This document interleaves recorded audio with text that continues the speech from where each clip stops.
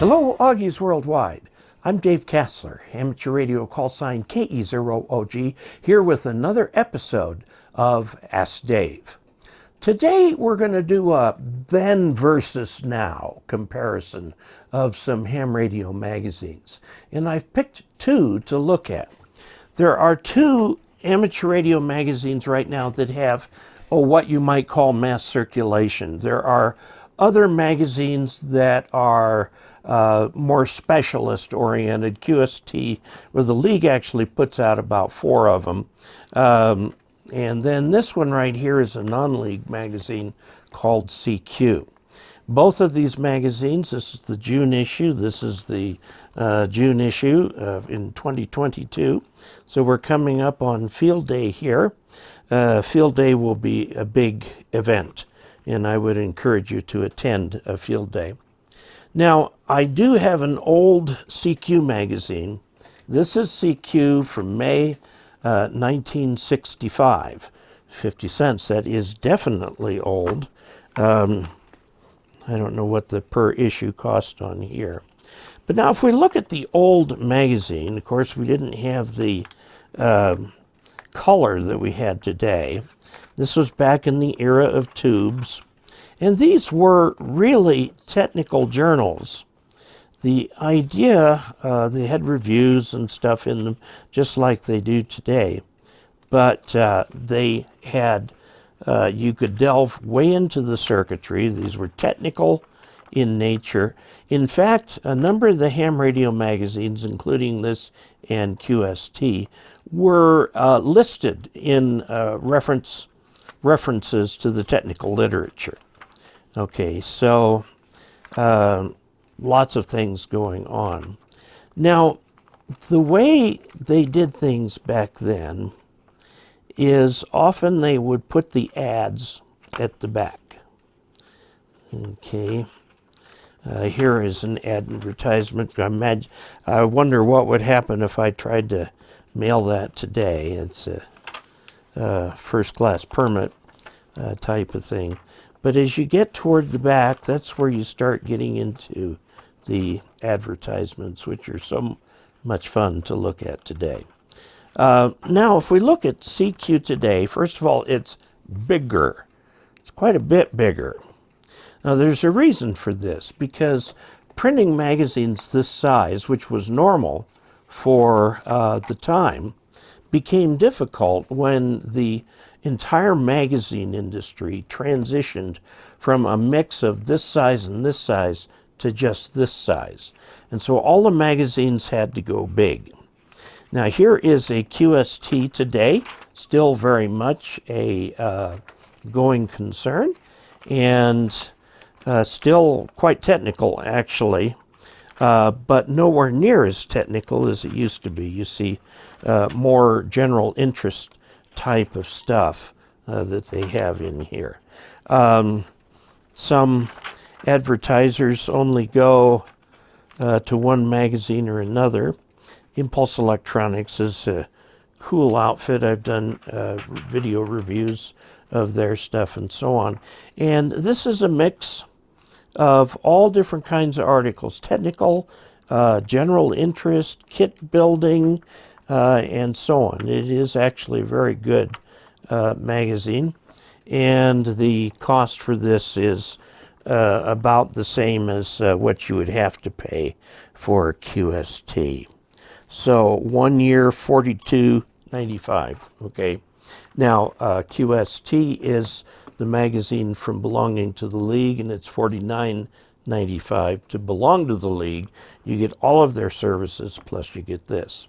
So we see that in this case, this magazine goes to the larger size. We go away from the highly technical, only technical, to a wide variety of interests and so on. Now, let me tell you the definition of a magazine.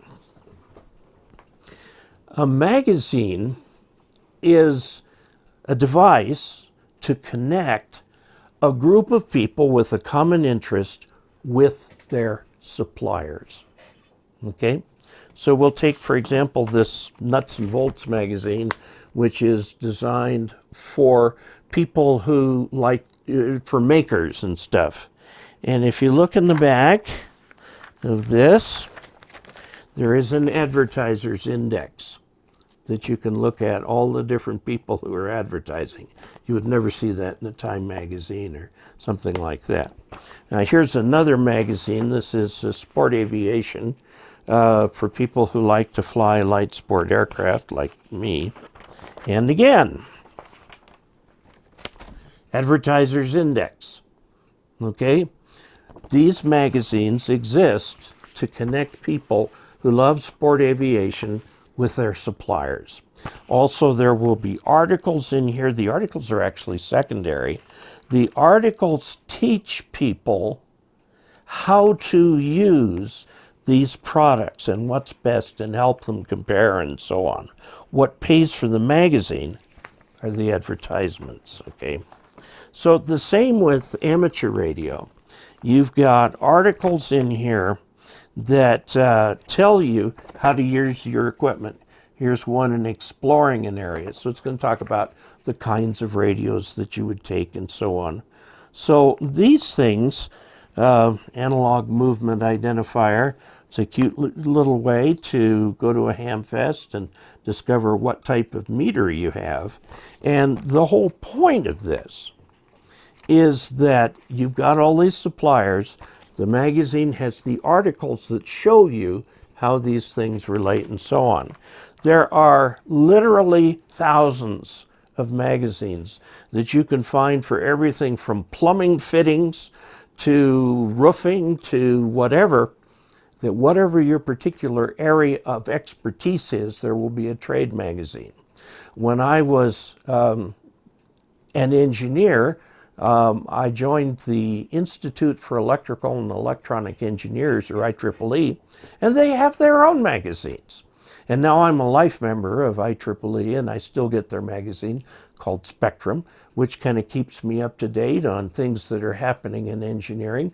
And needless to say, there's lots of ads. Now let's look at QST. QST does things slightly different. Now, I don't have an old QST, but this is an old league publication.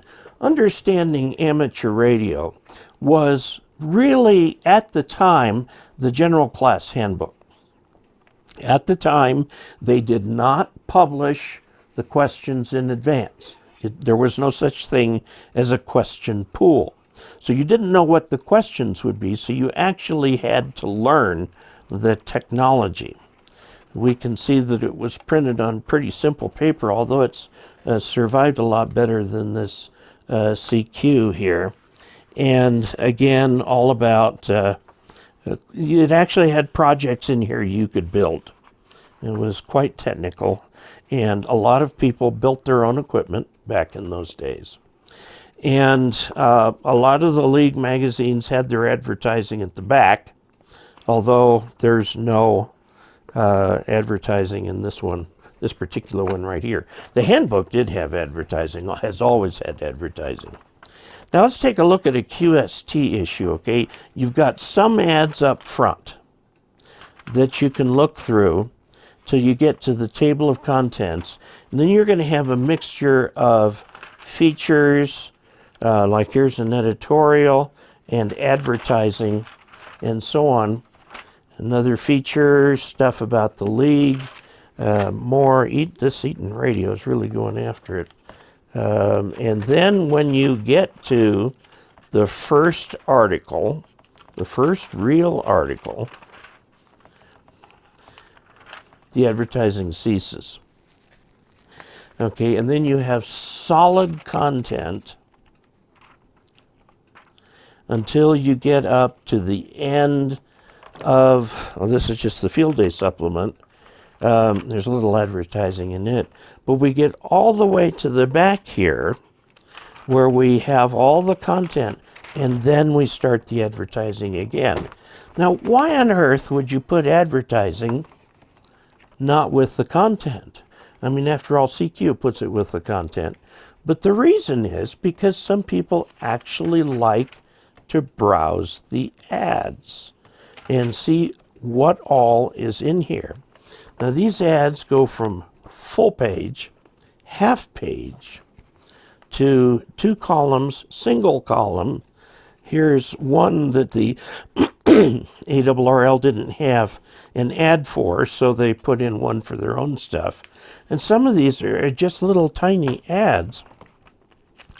When I go through a QST, I look at all the advertisement. For example, here's one right here on the coax man.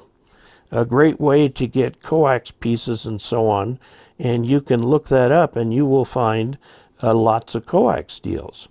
Now, one of the things about the league is that they do tend to vet their advertisers. So if it's advertised in here, it has passed at least a cursory level review before you get into it. Now, in the current QSTs, there's a lot of advertising from MFJ. Okay, and that means that MFJ is really helping support the league. It's the advertisers that pay for the magazine. You get it for the technical content in here, which tells you how to do things, a nice product review and so on, and more product reviews and things like that. And then, well, of course, the most important part of it, the Ask Dave column in here, which I write myself. So, the purpose of this video is to just give you a little bit of an idea about ham radio publications, what's available out there, kind of how they're structured, how you can find the list of advertisers in the back of the magazine, and what these things can do for you. If you enjoy this channel and you've listened this far, I really ask you to subscribe. Subscribing doesn't create any obligation on your part, but it is your vote of confidence in this channel. Also, you can click on the bell to be alerted to any new videos. We put several up a week. Also, please go to patreon.com/KE0OG and look at becoming a patron of this channel. It's the patrons and those who put the tips in the jar and so on who keep this channel going. So thank you very much for your time, and until we next meet, 73.